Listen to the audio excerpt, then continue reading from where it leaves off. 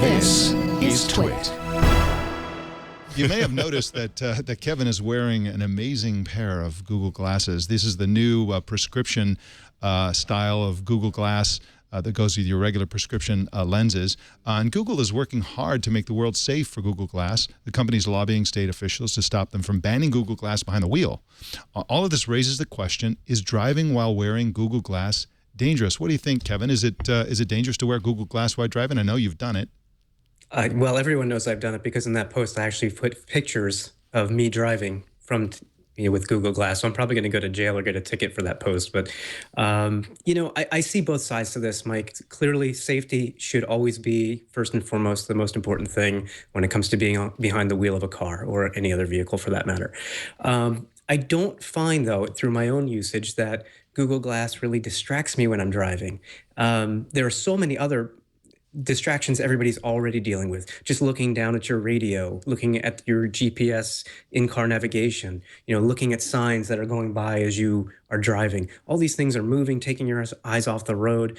I have a choice to interact with glass when I'm driving or not. And I mean, somebody had said it best. You can't legislate common sense, and common sense dictates don't go down the rabbit hole of glass and looking for more and more information from it while you're driving. You need to be a responsible driver at all times, no matter whether you're wearing glass or not. Okay, but in your post, you talk about how you are for legislation that restricts texting while driving. And isn't that, in a sense, legislating common sense? Like, you should not text while you drive. A lot of idiots do it. Sure, and it's a fair point, and it's one that it's actually something I used to do quite a bit of, and I'm glad that I no longer do it. And I don't do it because it's the law. I do it because now it's smart. That's a fair point and a fair question. I think there's a difference between smartphones when you're driving and Google Glass when you're driving, and I think it's something you can't appreciate until you've actually driven using both.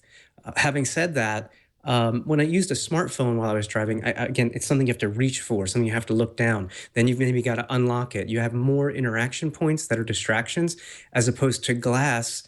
To send a text, it's voice centric. So I don't really need to be unlocking devices, going to the right app, and doing things like that. So I see this as less of a distraction, and that's why I said, I can understand it, why we've legislated it on a smartphone.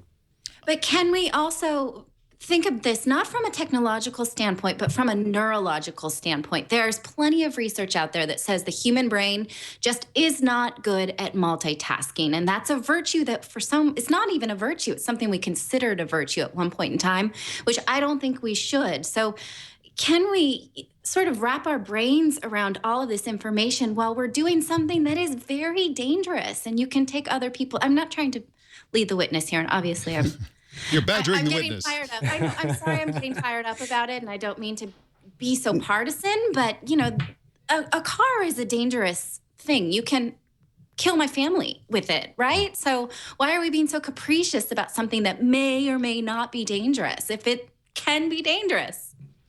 No doubt about it. And I don't think you should apologize for feeling passionate about it. We should be discussing that. That's kind of the point of why I wrote the post. I mean, yes, I put my own perspective into it to share that perspective, but I think this is a conversation that needs to be had. And I spoke with Google earlier this morning, and they agree. They want to be part of that conversation. There's no question it can be distracting. I'm not going to argue that, but I would argue that there's so many things that are already in cars that can be equally as or more distracting. So how do we determine what is or isn't distracting when driving? Are we not going to look at our speedometer anymore, even with a heads-up display for speedometer? Yes, I think that's better, but really, glass is a heads-up display as well. So where's the difference? These are all great questions. But what is the point in banning it now? Isn't there some kind of unconscionableness about it? Like, we don't know, it's not out there enough, so we don't need any legislation. When it could, even if it saves one life, is that not enough? Believe me, I'm all for saving as many lives as possible. I think part of the issue here is that glass itself is a new paradigm. It's a new device. And yes, we should question if it's distracting. Yes, we should question if there needs to be legislation. My take is it may be too soon for that, because as Google has said, you guys are trying to legislate a product that's not even commercially available to everyone. It may change. It changes every month based on the functionality with their software updates. And actually in my post, I did say I would love to see a technical solution to this problem, just like on the Moto X that we referenced earlier in the show. Yeah. I've got a great technical solution for that with the Moto Assist. And what that software does is it says, hey, I'm smart enough to realize that Kevin's driving right now, so I'm going to shut off all notifications except for any incoming calls or texts from his family. Yep. And when those come in, I'm going to actually speak those aloud. So I would actually like to see something like that looked at first before we just blanket summarily dismiss Glass. Yeah, that's a good point. I And agree the case, there, yeah. the case in favor of Google Glass goes something like this.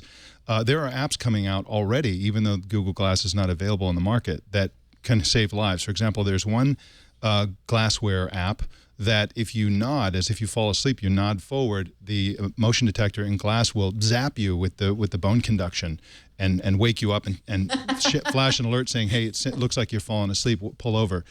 There's another app that will alert you to upcoming hazards and things in the road. And yet another point to be made is that one of the built-in basic functions of Google Glass is turn-by-turn directions.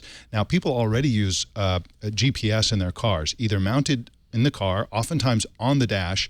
Sometimes they use their phone. Sometimes they hold their phone. Sometimes it's in a cradle. When you use navigation, again, this is very common to use navigation, turn-by-turn directions on a phone or a device.